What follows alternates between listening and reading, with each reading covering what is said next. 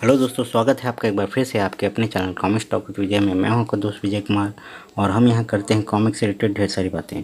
दोस्तों, आज हम जिस सुपर हीरो के बारे में आपको बताना चाहते हैं वो न सिर्फ एक सुपर हीरो के एक माइथोलॉजी कैरेक्टर भी है, वो है राज कॉमिक्स में तिलिस्म के ज्ञाता अजर अमर तिलिस्म देव। तिलिस्म देव वही कैरेक्टर जो कि अपने कम से कम 27 या 28 कॉमिक्स में हमें एक अलग ही आयाम में लेके जाते हैं। उनकी तिलिस्म की शक्ति और साथ ही साथ उनकी कई कहानियाँ जो कि पूरी तरह माइथोलॉजी से भरपूर होती थी। दोस्तों, ज़्यादा टाइम वेस्ट न करते हुए वीडियो को शुरू करते हैं और आपसे एक रिक्वेस्ट भी है कि अगर आपने हमारे चैनल को सब्सक्राइब नहीं किया है तो इसे प्लीज़ सब्सक्राइब कर लें और बेल आइकन को प्रेस करना ना भूलें ताकि कोई भी नई वीडियो आपसे मिस ना हो। साथ ही साथ कॉमिक्स से रिलेटेड और भी कई सारी वीडियो हमने अपने चैनल में डाल रखी हैं। अगर आपने वो ना देखी हो तो उसके लिंक हमने अपने डिस्क्रिप्शन में डाल रखी हैं। वो वीडियो ज़रूर देखें और बताएं कि वो वीडियो कैसी बनी है। चलिए ज़्यादा टाइम वेस्ट न करते हुए चलिए वीडियो को शुरू करते हैं।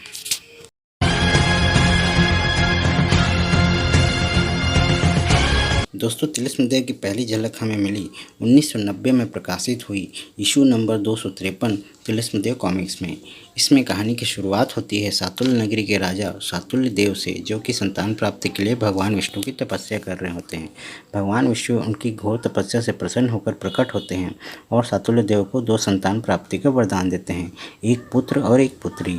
साथ ही साथ यह भी चेतावनी देते हैं कि जो भी उस कन्या से उसकी इच्छा विरुद्ध विवाह करने वाला व्यक्ति जीवित नहीं रह पाएगा। इस तरह सातुल्य देव को पुत्र और पुत्रों की प्राप्ति होती है। कन्या का नाम महक और पुत्र का नाम शतबली रखा गया।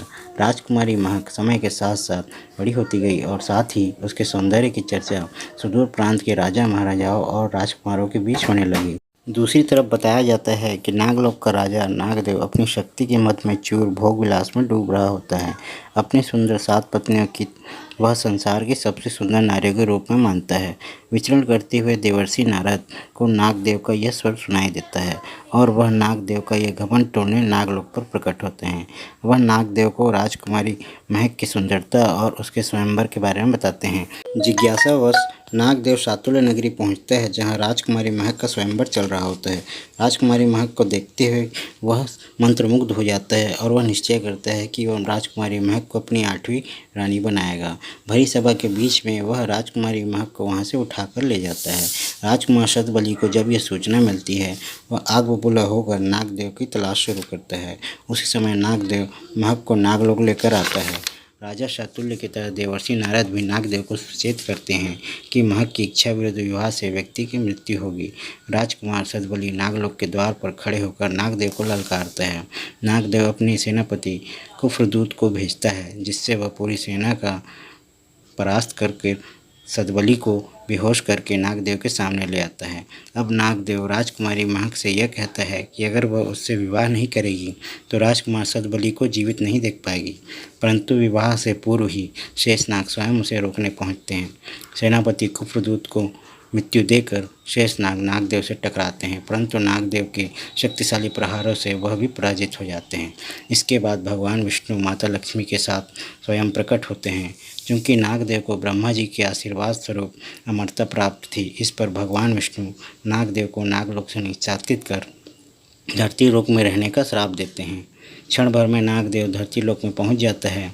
फिर आकाशवाणी होती है कि वह अब उसका नाम तिलिस्म देव है और उसे अपने पापों के प्रायश्चित के लिए धरती लोक में रहकर मानवता की भलाई में अपनी अपार शक्तियों का उपयोग करना है। समय बीतता है और तिलिस्म देव को उसकी आराधना के फलस्वरूप सहस्त्र शक्तियों की प्राप्ति हो। इसके बाद अलग अलग इशू में बताया गया कि उन शक्तियों का प्रयोग वह मानवता की भलाई के हेतु करते रहते हैं।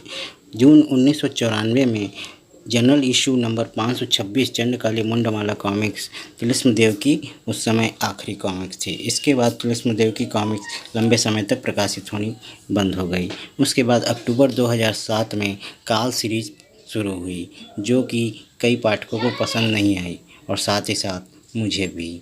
इसके बाद सर्वनायक सीरीज 2013 में प्रकाशित होनी शुरू हुई और उसी में सर्व संग्राम कॉमिक्स में एक अलग ही कहानी बताई गई, जिसमें बताया गया कि नागदेव को जब नागलोक से निष्कासित कर दिया जाता है, उसके बाद राजकुमारी महक को उससे सहसा ही प्रेम हो जाता है और वह धरती लोक पहुंचती है जो कि नागदेव तिलिस्मदेव बन चुका होता है उसे वापस विवाह के लिए बोलती है।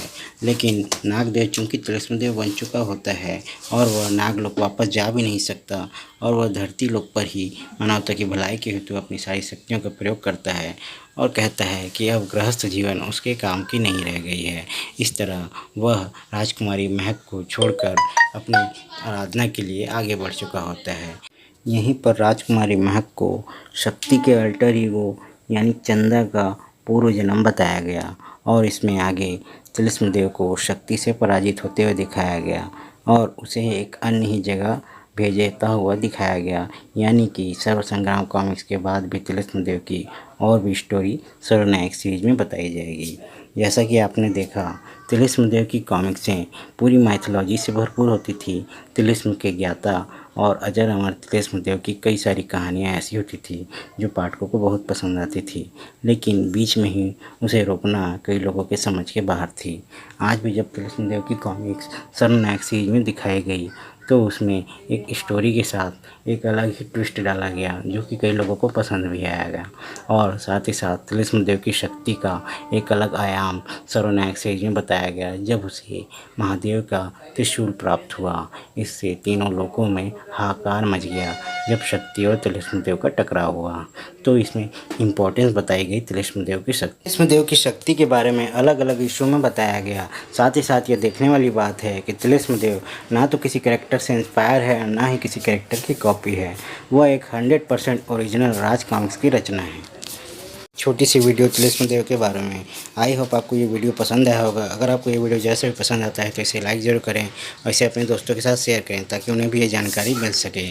साथ ही साथ अगर इस वीडियो से रिलेटेड कोई भी फैक्ट या कोई सुझाव अगर आपके पास हो तो कमेंट बॉक्स में लिखकर ज़रूर बताएं। साथ ही साथ ऐसे और भी वीडियो को देखने के लिए हमारे चैनल को सब्सक्राइब करें और बेल आइकन को प्रेस करना ना भूलें ताकि कोई भी नई वीडियो आपसे मिस ना हो और हर नई वीडियो की नोटिफिकेशन आपको मिलती रहे। तो दोस्तों आज के लिए बस इतना ही। मिलते हैं अगले वीडियो में। इस वीडियो को देखने के लिए आपका बहुत बहुत धन्यवाद। जय हिंद, जय भारत।